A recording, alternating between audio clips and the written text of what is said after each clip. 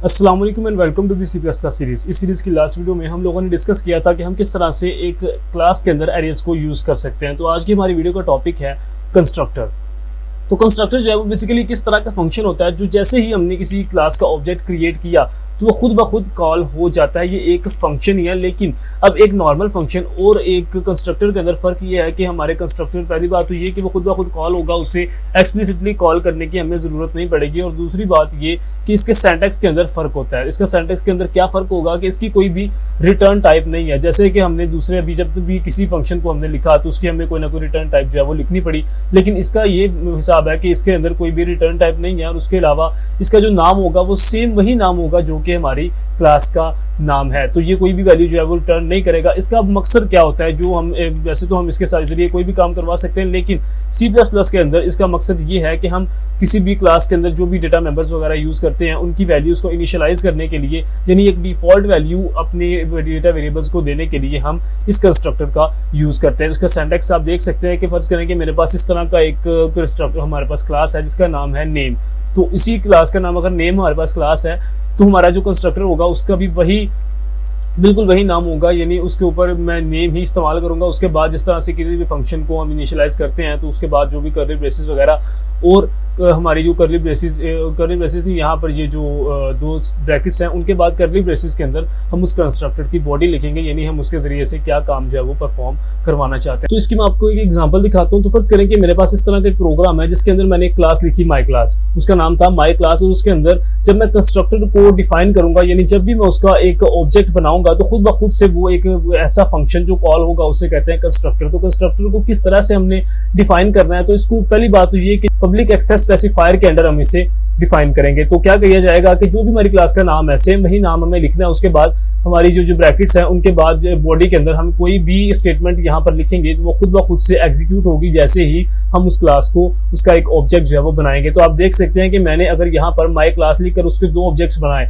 तो इसका रिजल्ट हमारे पास क्या होगा कि जैसे ही दो ऑब्जेक्ट्स बनाने के बाद उसको मैं इसके अंदर कोई भी और फंक्शन नहीं बनाता, मैंने यहाँ पर दो ऑब्जेक्ट्स बना दिए। तो अगर मैं इस प्रोग्राम को यहीं से रन करके आपको दिखाता तो क्या होगा कि ये जो हमारी सीआउट वाली स्टेटमेंट है वो खुद ब खुद रन हो जाएगी। तो यहाँ पर जो एक डिफॉल्ट बिहेवियर होता है C++ का वो ये होता है कि हमारे पास डिफॉल्ट से एक कंस्ट्रक्टर मौजूद होता है जो कि यहाँ पर हमारे पास लिखा हुआ नहीं होता। तो उसका काम कुछ भी नहीं होता, वो सिंपली उसके अंदर कोई भी स्टेटमेंट्स हमें प्रोवाइड नहीं की जाती। लेकिन अगर हम खुद से उसी स्टेटमेंट को एग्जीक्यूट करना चाहें, यानी एक इस तरह का कंस्ट्रक्टर खुद से लिखना चाहें, तो मैं इस सिंटैक्स को फॉलो करते हुए उसे लिख लूंगा और उसके अंदर जो भी स्टेटमेंट्स मैंने यहाँ पर लिखी होंगी वो खुद ब खुद से एग्जीक्यूट हो जाएगी। लेकिन इसका जो मकसद है वो ये है कि मैं जो हमारे पास डेटा मेंबर्स वगैरह होते हैं उनकी वैल्यूज को एक डिफॉल्ट वैल्यू इनिशियलाइज कर सकूं। तो इसको किस तरह से हमने करना है, इसको अब पहले हम इसकी एग्जांपल को देखते हैं। क्योंकि ये हमारी 29th वीडियो है तो मैं यहाँ पर 29th एक फाइल बनाऊंगा और अब बॉयलरप्लेट कोड लगाकर अपने काम को शुरू करते हैं। तो हमें क्या करना है कि सबसे पहले हमें एक क्लास बनानी है। मैं यहाँ पर एक क्लास बनाऊंगा। तो क्लास का मैंने नाम रख दिया माई क्लास। जिस तरह से हम एक नॉर्मल क्लास को इनिशियलाइज करते हैं मैं बिल्कुल उसी तरह से इस क्लास को डिफाइन करूंगा। तो आपको मैंने जो बात बताई है, एक इंपॉर्टेंट बात वो ये है कि आपको जब भी किसी कंस्ट्रक्टर को लिखना है तो आपको पब्लिक के अंदर ही लिखना है। उसके अलावा अगर आप लिखेंगे तो आपको एरर मिलेगा। तो ये चूंकि एक फंक्शन है, इसकी एक रिटर्न टाइप कोई भी नहीं है, तो इसके लिए कोई भी रिटर्न टाइप नहीं लिखनी। सिंपली जो भी क्लास का नाम है उसको लिखकर उसके बाद ये ब्रैकेट्स आएंगी और इन कर्ली ब्रेसेस के अंदर मैं जो चीज भी लिखूंगा तो जैसे ही मैं अपने उस क्लास के ऑब्जेक्ट्स बनाऊंगा तो ये जो कंस्ट्रक्टर है वो खुद ब खुद से कॉल होगा और जो भी स्टेटमेंट मैंने इसे इसके अंदर लिखी हुई होगी वो खुद ब खुद से हमें रन होकर दिखाई देगी। तो मैं यहाँ पर अगर एक छोटी सी स्टेटमेंट लिखूं, हेलो वर्ल्ड, मैं यहाँ पर लिखता हूँ। इसके बाद मैं एंड भी लगा लेता हूँ ताकि जैसे ही ये रन हो तो हमारी जितनी मरतबा मैं ऑब्जेक्ट्स बनाऊंगा तो हर मरतबा ये कंस्ट्रक्टर जो है वो रन किया जाएगा। हर मरतबा जब भी मैं एक ऑब्जेक्ट बनाऊंगा तो मैं आपको इसको एक मरतबा प्रैक्टिकल करके दिखाता हूँ। तो फर्ज करें कि मैंने यहाँ पर माई क्लास के बाद एक ऑब्जेक्ट बना दिया OBJ। तो इसको रन करके देखते हैं तो क्या होगा, जैसे ही मैं इसको रन करूंगा तो इसके लिए क्योंकि मेरे पास कोई डेटा मेंबर्स वगैरह फिलहाल तो नहीं है, ना ही कोई फंक्शन है, तो मैंने सिंपली यहाँ पर इस ऑब्जेक्ट को बना दिया। तो अब जैसे ही ऑब्जेक्ट बन गया तो ये जो कंस्ट्रक्टर मैंने यहाँ पर लिखा है, ये जो फंक्शन मैंने यहाँ पर लिखा है, ये ऑटोमेटिकली कॉल हो जाएगा। यानी जो भी इसके अंदर स्टेटमेंट्स है वो मुझे स्क्रीन पर प्रिंट करके दिखा दी जाएंगी। तो देखते हैं कि ये इसका आउटपुट क्या आता है। तो आप देख सकते हैं कि मैंने यहाँ पर एक मरतबा ऑब्जेक्ट यहाँ पर बनाया, उसके बाद कुछ नहीं किया, लेकिन यहाँ पर मुझे हेलो वर्ल्ड एक स्टेटमेंट जो है वो प्रिंट करके दे दी गई है। अब यहीं पर अगर मैं दूसरा जो हमारे पास तरीका होता है यानी मल्टीपल ऑब्जेक्ट्स बनाने का, तो यहाँ पर एक मैं obj2 दो ऑब्जेक्ट बनाता और दोबारा फिर से इसी को मैं यहाँ पर आपको प्रिंट करके दिखाता हूँ। तो जैसे कि दो ऑब्जेक्ट बनेंगे, हमें दो मरतबा हेलो वर्ल्ड प्रिंट किया हुआ दिखाया जाएगा। तो आई होप कि आप इस चीज को समझ चुके होंगे कि ये जो हमारे पास क्लास का फंक्शन है, इसे हमें कॉल करने की जरूरत नहीं पड़ती, सिंपली जैसे ही मैं इन दोनों ऑब्जेक्ट्स को बनाऊंगा ये खुद ब खुद से कॉल कर दिया जाएगा। तो अब क्या करते हैं कि हमारे पास एक ही क्लास है, यानी मैं एग्जांपल के तौर पर आपको प्रोग्राम करके दिखाता हूं कि मुझे इस चीज को बनाने का क्या मकसद था वो आपको क्लियर कर सकूं। तो हमारी क्लास क्या है, एक इस तरह की क्लास हमें डिफाइन करनी है जिसके अंदर दो इंटीजर डेटा मेंबर्स हो। इंटीजर का मतलब हुआ डेटा मेंबर से मुराद वही वेरिएबल्स हमें बनाने हैं, और हमें क्या करना है कि एक इस तरह का कंस्ट्रक्टर हमें डिफाइन करना है कि वो ये काम करे कि जैसे ही मैं इसकी क्लास के दो ऑब्जेक्ट्स या एक ऑब्जेक्ट बनाऊं तो उसके अंदर जो भी डेटा मेंबर्स हों वो 100 से इनिशियलाइज कर दिए जाएं। तो उसके बाद हमें इस तरह का एक फंक्शन बनाना है कि जो भी मैंने वैल्यूज उसके अंदर डेटा मेंबर स्टोर किए हैं उनका एवरेज बनाकर वो मुझे उन एवरेज को डिस्प्ले कराए। तो डिस्प्ले कराना है, रिटर्न नहीं कराना है, तो ये बात भी आपको याद रखनी है। तो इसको मैं यहाँ से इस वाले कंस्ट्रक्टर को, क्योंकि ये वाली क्लास है, इसको मैं यहीं पर रहने देता हूँ। हमारी ये जो क्लास है इसे यहाँ से कमेंट आउट कर देते हैं। तो यहाँ से जब मैं नई क्लास बनाऊंगा तो क्लास क्या होगी, एक टेस्ट नाम की मैं क्लास बना देता हूँ। नाम आप कोई भी अपनी क्लास का रख सकते हैं। इसको जब आप एक प्रैक्टिकल इंप्लीमेंटेशन करते हैं, इनकी कोई किसी प्रोजेक्ट के ऊपर काम करते हैं, तो आपको जो भी क्लासेस के नेम है वो इस तरह के रखने चाहिए जो डिस्क्रिप्टिव हो, यानी जो रियल वर्ल्ड सिनेरियोज वगैरह में आप यूज कर सके। तो मुझे क्या करना था कि मुझे प्राइवेट के अंदर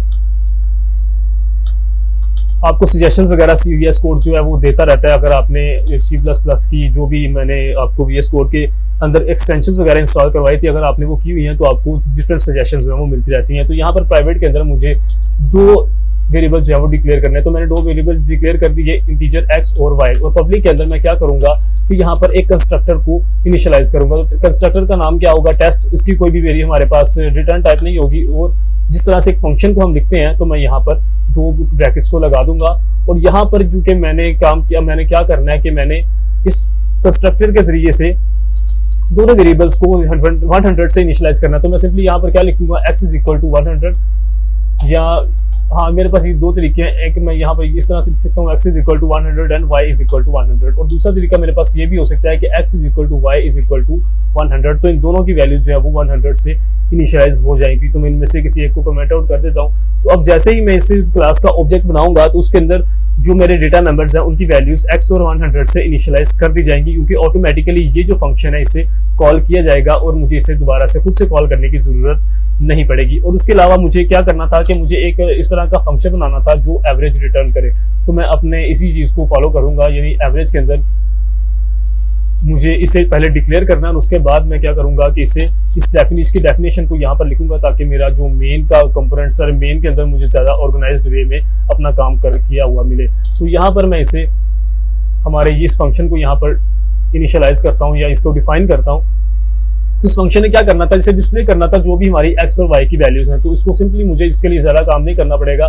the value of x is, यहाँ पर मैं इसे प्रिंट कर दूंगा x की वैल्यू को, क्योंकि ये जो फंक्शन है ये x की वैल्यू को एक्सेस कर सकता है। इसी तरह से इसी को मैं नीचे लेकर आता हूँ और दोबारा फिर से यहाँ पर भी y और यहाँ पर भी अगर मैं y लिखूंगा तो मेरा जो फंक्शन है वो काम कर सकेगा। तो यहाँ पर मेरे से गलती ये हुई है कि void के बाद मुझे जिस तरह से हम किसी भी फंक्शन को बाहर अपनी क्लास के बाहर डिफाइन कर सकते हैं तो सिंटैक्स को फॉलो करना पड़ेगा।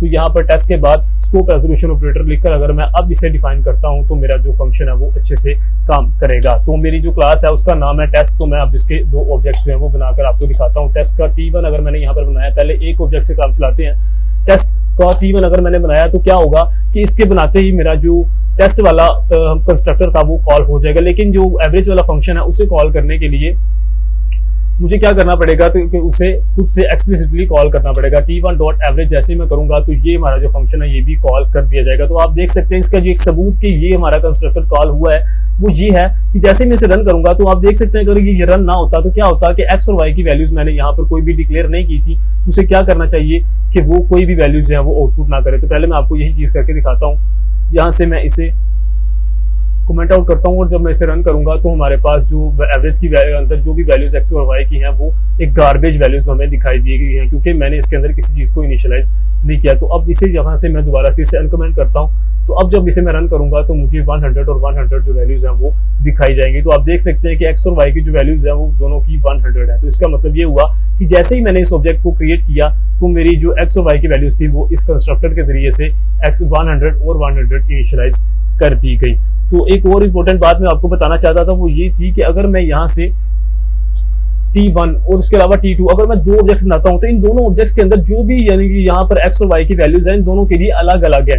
तो अगर मैं यहाँ पर T1 डॉट एवरेज तो मैंने कर लिया, T2 डॉट एवरेज अगर मैं दोबारा फिर से इसको यहाँ पर कॉल करूं तो जो भी इसकी वैल्यूज यानी 100 और 100 है तो वो दोनों के लिए अलग अलग प्रिंट होंगी। मैं आपको इसको प्रिंट करके दिखाता हूँ। तो वैल्यूज दोनों के लिए जो 100 और 100 दोनों के लिए अलग-अलग होगी। इन दोनों ऑब्जेक्ट्स के अंदर जो भी डेटा मेंबर्स होते हैं उनकी जो वैल्यूज होती हैं वो हमें खुद से इनिशियलाइज करनी होती है। इन दोनों के अंदर फर्क होता है, ये सेम नहीं होती।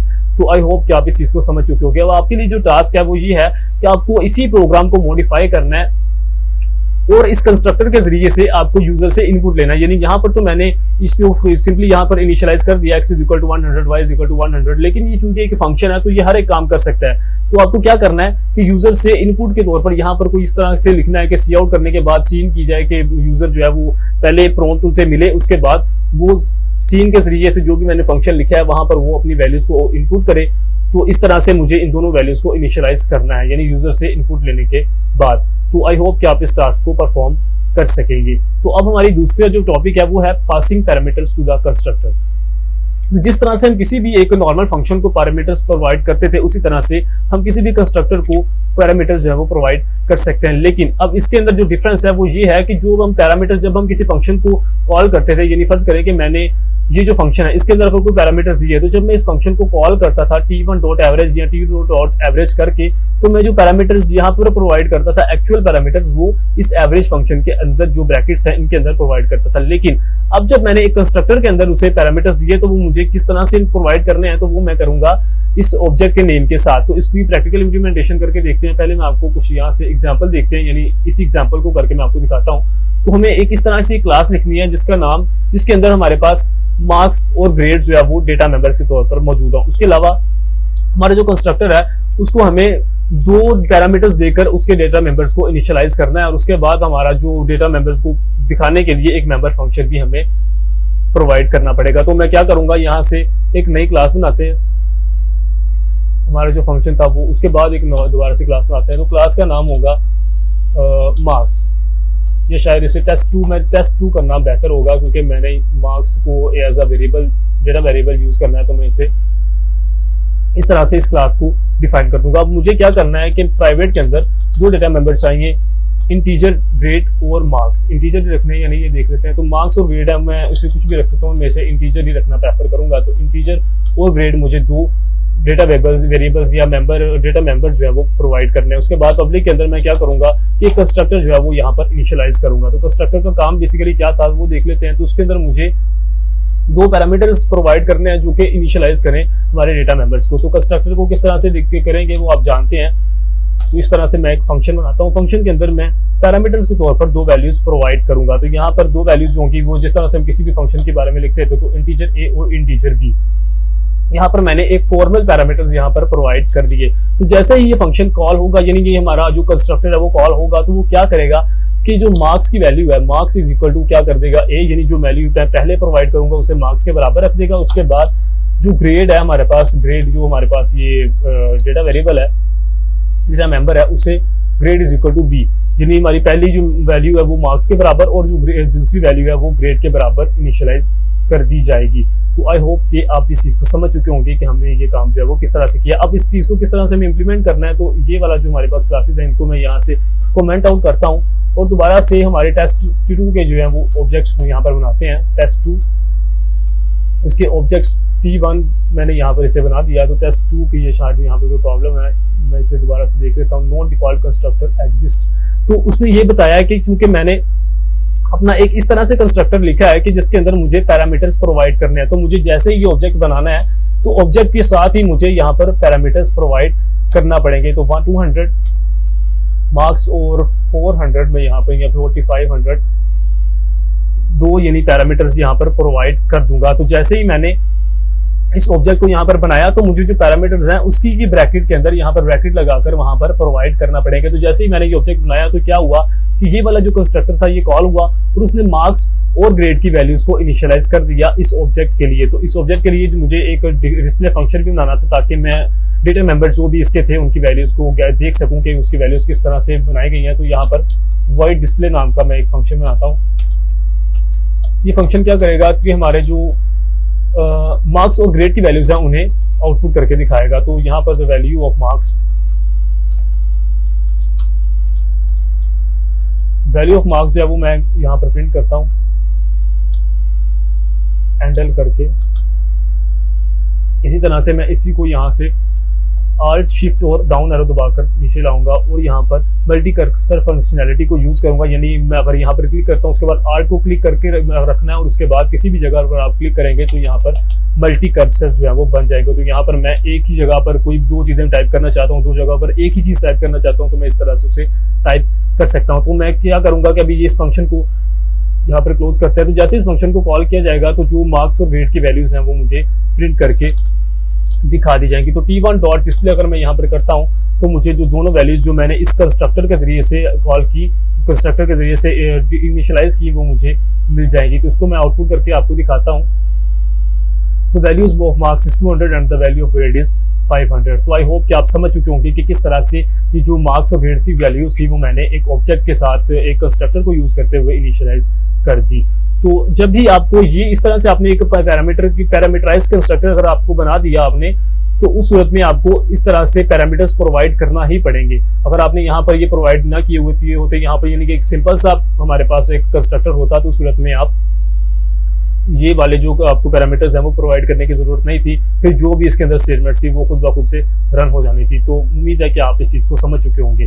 तो अब हमारे लिए जो नेक्स्ट हमारा टास्क है वो क्या है कि defining constructor outside the class. जिस तरह से हम दूसरे नॉर्मल फंक्शंस के लिए किसी भी दूसरे नॉर्मल फंक्शन को अपनी क्लास से आउटसाइड जो है उसे डिक्लेयर कर सकते थे, उसी तरह से चूंकि ये भी एक फंक्शन है तो इसको भी हम अपनी क्लास से बाहर डिफाइन कर सकते हैं। तो उसको किस तरह से करेंगे, अब उसका सिंटैक्स देखते हैं। तो उसका सिंटैक्स कुछ इस तरह से होगा कि क्लास का नाम लिखकर हमें स्कोप रेजोल्यूशन ऑपरेटर लगाना और फिर कंस्ट्रक्टर का नाम लिखना है। उसके बाद जैसे ही हमारे अब एक दूसरे नॉर्मल फंक्शंस के अंदर उसकी बॉडी लिखते हैं, उसी तरह से हमें कंस्ट्रक्टर की बॉडी को लिखना होगा।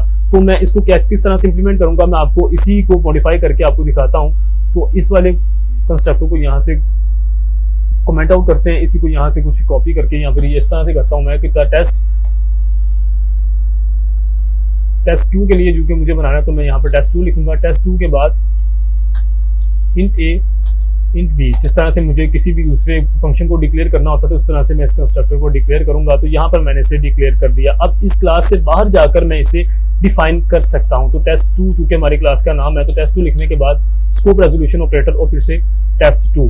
अब यहाँ पर जो भी हमारी डेफिनेशन है, यानी मैंने डेफिनेशन के तौर पर marks is equal to A और grade is equal to B लिखना था, तो मैं इनको इस तरह से डिफाइन कर सकता हूं। तो अब मुझे उम्मीद है कि आपको इस चीज की समझ आ चुकी होगी। यहाँ पर कोई एरर है, इसे देखते हैं। No instant of overloaded function. तो यहाँ पर मुझे इंट ए और इंट बी जो है यहाँ पर डिफाइन करना पड़ेगा। तो जो भी मैं वैल्यूज यहाँ पर प्रोवाइड करूंगा, जैसे ये फंक्शन कॉल होगा तो जो पहली वैल्यू है उसे मार्क्स के बराबर और दूसरी वैल्यू को ग्रेड के बराबर सेट कर दिया जाएगा। अब इसे दोबारा फिर से आप को रन करके दिखाता हूँ कि सेम वही काम होगा, लेकिन फर्क ये है कि मैंने इस कंस्ट्रक्टर को इस क्लास से बाहर इनिशियलाइज किया है। तो इसको दोबारा फिर से रन करके आपको दिखाता हूँ। तो वैल्यू ऑफ मार्क्स और वैल्यू ऑफ ग्रेड जो है वो सेट हो चुकी है। तो आई होप कि आप इस चीज को समझ चुके होंगे कि हमने ये काम जो है वो किस तरह से परफॉर्म किया। तो इसकी जो हमारे पास एक क्लास की एग्जांपल थी वो मैंने आपको अभी करके दिखा दी है। तो उम्मीद है कि आपको ये चीज़ जो है दोबारा से समझाने की जरूरत नहीं है। अब आपके लिए जो टास्क है वो ये है कि आपको इस तरह से एक क्लास बनानी है जिसका नाम है टीवी, और उसके अंदर जो एट्रीब्यूट्स या जो डेटा मेंबर्स है वो होंगे brand name, model and retail price. उसके बाद आपको इस तरह का एक मेथड लिखना है कि वो इन तमाम जो हमारे पास मॉडल्स यानी जो तो तमाम हमारे पास वेरिएबल्स हैं या डेटा मेंबर्स हैं उनकी वैल्यूज को डिस्प्ले करे। और उसके बाद एक इस तरह का हमारे पास मेथड होना चाहिए जो इन वैल्यूज को चेंज भी कर सके। और उसके बाद हमारा काम क्या है कि also write as constructor to initialise all the attributes, यानी एक डिफॉल्ट वैल्यूज के तौर पर अगर आप कुछ वैल्यूज उसे प्रोवाइड करना चाहते हैं तो वो आपको कंस्ट्रक्टर की मदद से प्रोवाइड करनी है। तो कंस्ट्रक्टर जो है उसे आपको क्लास के बाहर इनिशियलाइज करना है। तो इस तरह से अगर आप इस प्रोग्राम को करते हैं तो आपके जितने भी हमने अब तक कॉन्सेप्ट्स किए हैं वो तमाम के तमाम जो है वो क्लियर हो जाएंगे। तो उम्मीद है कि आप इस चीज को समझ चुके होंगे। अभी तक आपने अगर इस प्लेलिस्ट को एक्सेस नहीं किया है तो मेरी रिक्वेस्ट आपसे ये है कि इस प्लेलिस्ट को आप शुरू से लेकर आखिर तक देखें ताकि आपके तमाम जितने भी कॉन्सेप्ट्स हैं वो क्लियर हो सकें। और आपने अगर इस चैनल को अभी तक सब्सक्राइब नहीं किया, इस चैनल पर नए हैं तो इस चैनल को सब्सक्राइब कर लेना, क्योंकि और भी जितनी भी हमारे पास डिफरेंट प्रोग्रामिंग लैंग्वेजेस होती हैं, बहुत सी मोस्ट इंपॉर्टेंट प्रोग्रामिंग लैंग्वेजेस, उनकी बेसिक्स के बारे में मैं इस तरह से ट्यूटोरियल्स जो है बनाने वाला हूं। तो उम्मीद है कि आपको ये जो ट्यूटोरियल था ये हेल्पफुल साबित हुआ होगा। तो नेक्स्ट आने वाली वीडियो में हम इससे आगे मोस्ट इंटरेस्टिंग जो हमारे कॉन्सेप्ट्स हैं वो इनको डिस्कस करने वाले हैं। तो इस सीरीज के साथ जुड़े रहिए। मिलते हैं।